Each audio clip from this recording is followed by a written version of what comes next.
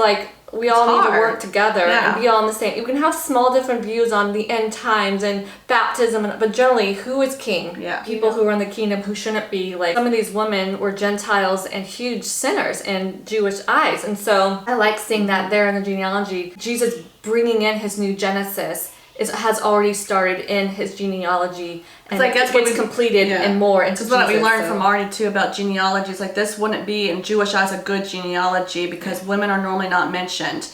And what did genealogy do? Which really to show you like your bloodline, like your family. Other things that I learned from Marty was that they also, for Jewish people, they love genealogies versus, he said, us Westerners don't think that way, but they see it as that's their story. They're part of that story. They're in that story, that they're part of something bigger, which I think a lot of us are all seeking that too. We want to be part of something bigger. Also, something else Marty mentioned going along with like this is news for the outsiders. They get to be part of God's kingdom, in the sense of saying that this new king and kingdom is open to anyone who wants to participate in what God's doing, the gospel and what it means. Because with Marty also and a few other teachers to come across really remind us that good news, the gospel, it's not just what Jesus did on the cross and all that. It's that he is king and he is reigning. That's why there's so much kingdom of God talk. That's why I also think of what he starts off with the King David, like the line of King We're talking David. About kingdom. The new king is on the throne. And I also wrote too, tying into that. Also, you see that he talks about the son of, there's Abram, and he's also the son of Abraham. So it's also reminding the Jewish audience and the readers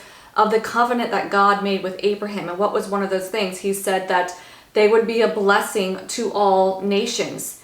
And that's why I said you see the Gentiles being included into the, so it started and it gets even, you'll see how Matthew then expands how the Gentiles are also coming in to the kingdom. When you don't think they were going to be in the kingdom, well, they are in the kingdom. And Matthew was hinting at the outsiders are in. Remember Abraham's promise? God said you're going to be the blessing to all nations. Like from the very beginning, God's whole purpose was to bring all people in.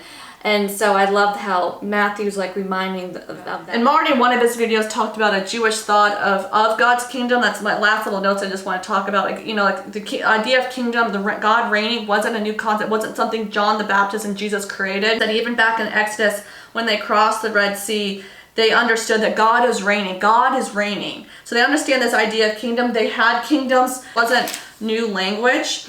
And later on, God said, you're going to be in my kingdom of priests. So they had this idea of God's rule and reigning. In Jesus' day, they were wrestling though with how do we deal with God reigning, but Rome is here. Rome is actually ruling us. So where's God's kingdom type of thing? And I'd like to see with that too. And the Messiah is supposed to be here too on top of it that they're looking for. So you have to remember that's kind of the background. And Marty was like, yes, there was probably some political aspect. They did want the Messiah to come in and take care of things.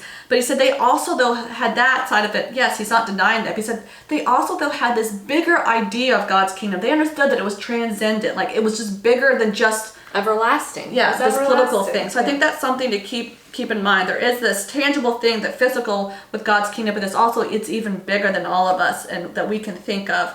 They also, I guess, recognize that you have to recognize who is Lord. And obedience is required. Because we'll get into when we go over the Beatitudes and stuff about that, but it wasn't so much about obedience in terms of following the rules, doing things right, because the Pharisees were doing that and Jesus is criticizing them that. And what we learned, I think I sent you another video of Marty went over, it's this idea of shalom.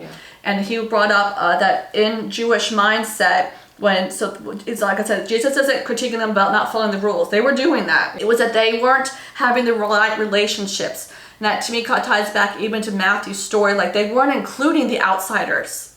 They were blocking them. They were only focusing on what they were doing and what they could accomplish. And that's what I think also through why Jewish people always have these certain ceremonies to remember, because God always wanted them to remember where you came from, that you once were an exile. You once were an outsider.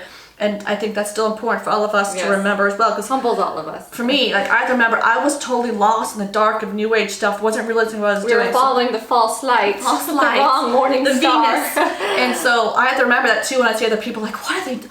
Michelle, you were once there. What are you going to do? Type of thing. So I think it humbled me for sure, just sitting with all this again. A right relationship with God, yes. You need to have a right relationship with other humans, and then also with creation. So I guess that's how Jewish people view God's righteousness and justice, is you have to be all of these in right relationships. And pretty much Jesus is saying you don't have a right relationship with God, you don't have a right relationship with creation, and you don't have a right relationship with other humanity.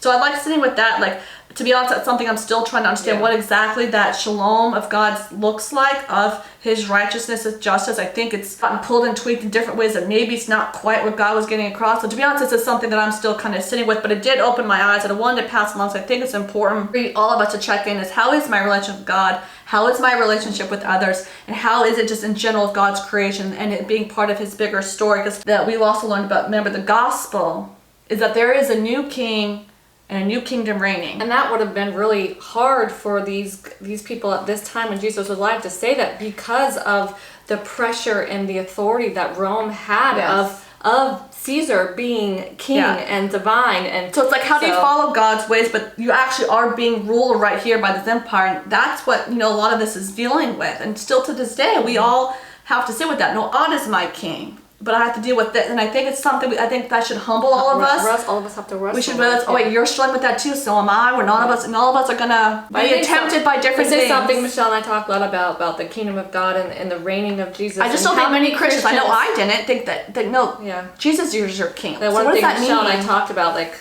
before filming this, is that the idea is that for us, like we were saved young.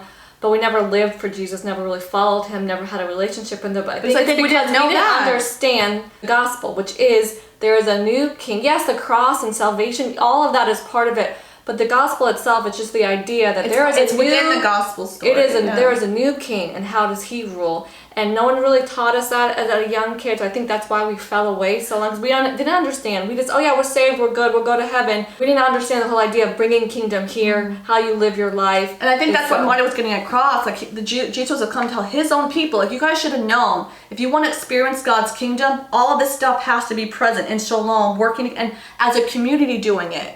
Just think how powerful, more powerful the church is. If we all understood that wherever you are, you can bring the kingdom to whatever situation you're at, and remembering Jesus is king, and that we don't have to be afraid of the darkness that's out there. And one thing too with the Jewish mindset, they don't think so much individual, they grew it as a community. And I think we forget that too. We're all together in this together. Yes, we need to have our own alone time with God, talk about our own struggles. The sense of we're doing this all together to bring God's kingdom, and like I said, we'll get more into that with the Lord's Prayer and the Beatitudes more. This is a conviction for Michelle and I, like, what else can we do in our local community or in the people that we are surrounded with? I pray every day, God, show me what else you want me to be doing. Who else can I help today? What do you want me to do? We support certain people online because they have great bigger missions that they're going out and doing stuff. So we try to find ways to support them, either just by sharing stuff or financially supporting them. So it is like we all need to work together and be all on the same. You can have small different views on the end times and baptism, but generally, who is king? Who is king, and so live and like how that. How we bring in God's shalom